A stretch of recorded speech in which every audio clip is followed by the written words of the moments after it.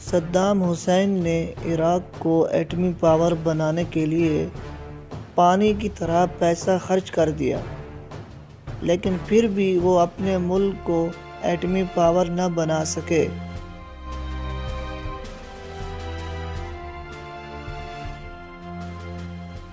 Baghdad میں ایک انتہائی خفیہ مقام پر عراقی حکومت اپنے اس منصوبے پر تیزی سے عمل درآمد کر رہی تھی، لیکن پھر کسی طرح اسرائیل کو اس کی خبر پڑ گئی۔ اس کے بعد جو ہوا وہ تاریخ میں ہمیشہ یاد رکھا جائے گا اور عربوں کے لیے ایک ڈراؤنا خواب کی صورت میں سامنے آیا۔ اسرائیل عراق کے خفیہ مقام تک کیسے پہنچا، تو آئیے تاریخ کے ان رازوں سے پردہ اٹھانے کی کوشش کرتے ہیں۔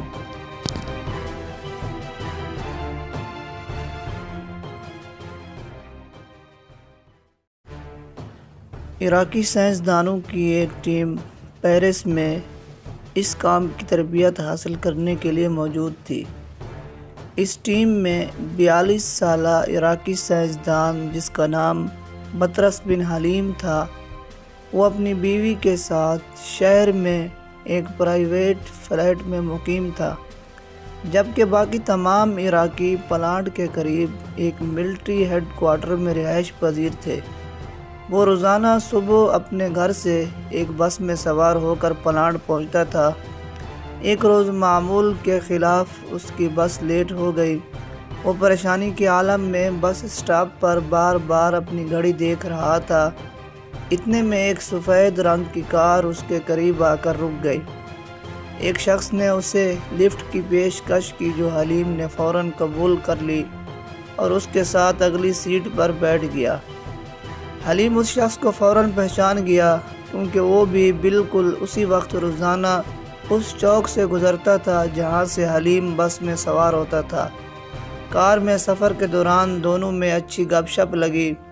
ڈرائیور نے اپنا تعارف کرایا کہ میرا نام جیک ہے، جو میں پیرس میں ایک تجارتی کمپنی چلاتا ہوں۔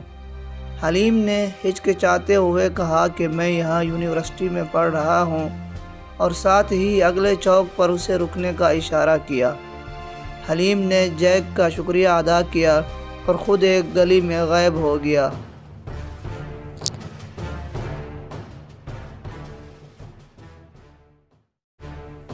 حلیم کو ذرا بھی احساس نہ ہوا کہ جیک دراصل اسرائیلی سیکرٹ ایجنسی موساد کا نمائندہ تھا۔ اس کے بعد حلیم کا امتحان شروع ہو گیا۔ موساد نے چند دنوں میں حلیم کا فلیٹ معلوم کر لیا جہاں اس کی بیوی سمیرہ اور وہ رہتے تھے۔ ان دونوں کی کوئی اولاد نہیں تھی۔ ایک دو ہفتے تک موساد کے ایجنٹ حلیم کے گھر کے قریب منڈلاتے رہے۔ انہوں نے حلیم کے روزانہ کے معمولات کو نوٹ کیا کہ کس وقت وہ کام کے لیے نکلتا ہے اور کس ٹائم شام کو واپس گھر آتا ہے۔ سمیرہ تمام دن گھر میں اکیلی اس کے آنے کا انتظار کرتی۔ ایک دن کسی نے ان کے گھر کا دروازہ کھٹکھٹایا۔ سمیرہ نے فوراً دروازہ کھول کر دیکھا تو ایک خوبصورت اور فیشن ایبل لڑکی نے مسکرا کر کہا، میرا نام جیکولین ہے، میں پرفیوم بنانے والی ایک کمپنی میں سیل ایجنٹ ہوں۔ سمیرہ کی کمزوری تھی کہ اسے نئے نئے قسم کے پرفیوم خریدنا پسند تھے۔ اس نے فوراً جیکولین کو اپنے ڈرائنگ روم میں بیٹھنے کی دعوت دی۔ جیکولین نے اپنے بریف کیس سے پرفیوم کے مختلف نمونے نکال کر سمیرہ کو دیے تو ان سب کی قیمتیں بے حد معقول تھی۔ سمیرہ نے وہیں پر چند کا آرڈر لکھوایا۔ جیکولین نے 2 دن کے اندر اندر ڈلیوری کا وعدہ کیا۔ اس تھوڑی دیر کی ملاقات میں ہی سمیرہ جیکولین کے ساتھ اچھی خاصی فری ہو گئی اور اس نے اپنے ایک ہی سانس میں دل کا حال بتا دیے کہ ہماری شادی کو کئی سال ہو چکے ہیں مگر ابھی تک کوئی بچہ پیدا نہیں ہوا، ہماری مالی حالت کافی خراب ہے۔ چند دنوں میں بغداد جا رہی ہوں، میری امی کا وہاں پہ آپریشن ہونے والا ہے۔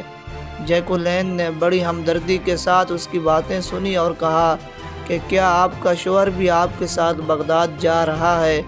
سمیرہ نے کہا نہیں، میں اکیلی جا رہی ہوں۔ اس کے بعد سمیرہ نے جیکولین کے خوبصورت ہیئر سٹائل کی تعریف کرتے ہوئے کہا کہ آپ بال کہاں سے بنواتی ہیں؟ جیکولین نے مسکراتے ہوئے کہا کہ اپنے ایک دوست سے بناتی ہوں، اس کی شہر میں ذاتی سیلون کی شاپ ہے، اگر تم چاہو تو تمہیں بھی وہاں لے چلوں۔ سمیرہ اور اس کا خاوند حلیم دونوں بری طرح اسرائیلی ایجنسی کے جال میں پھنس چکے تھے، لیکن ان دونوں کو ذرا برابر بھی احساس نہ تھا۔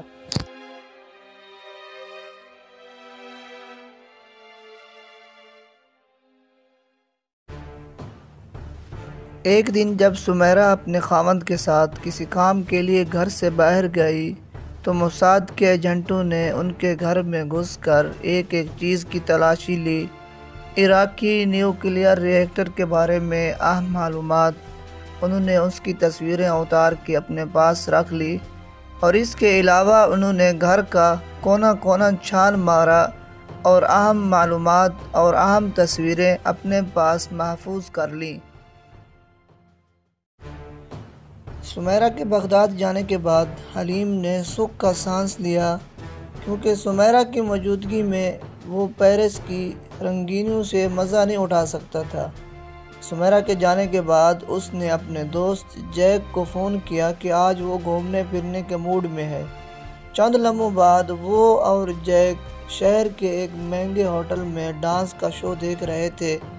جیک نے اسے ڈنر بھی کھلایا اور جیک نے ہر بار بل کے پیسے خود ادا کیے۔ اس شام جیک نے اسے بتایا کہ وہ کچھ پرانے کنٹینر افریقہ برآمد کرنا چاہتا ہے جو پیرس سے باہر ایک جگہ پڑے ہوئے ہیں۔ وہ حلیم کو اپنے ساتھ لے کر گیا تاکہ حلیم اس کے ساتھ ڈیل کرنے میں مدد کرے۔ حلیم نے دیکھا کہ تمام کنٹینر زنگ آلود تھے تو اس نے کمپنی کے مالک سے ان کی قیمتوں میں ڈسکاؤنٹ کے لیے بات کی، تو کمپنی کے مالک نے حلیم کی بات کو مان لیا اور ڈسکاؤنٹ دے دیا۔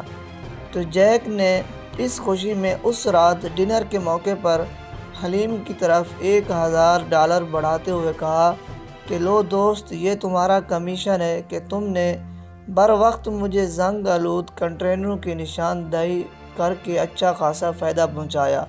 حلیم کو پہلی بار احساس ہوا کہ یہ شخص نہ صرف اسے اچھی کمپنی دے رہا ہے بلکہ اس کے ساتھ ساتھ مالی فائدہ بھی دے رہا ہے۔ موساد بغور دیکھ رہی تھی کہ پیسہ، نفسانی خواہشات حلیم کی کمزوری تھی، اور انہوں نے بغیر کسی محنت اور دقت کے حلیم کو شیشے میں اتار لیا تھا۔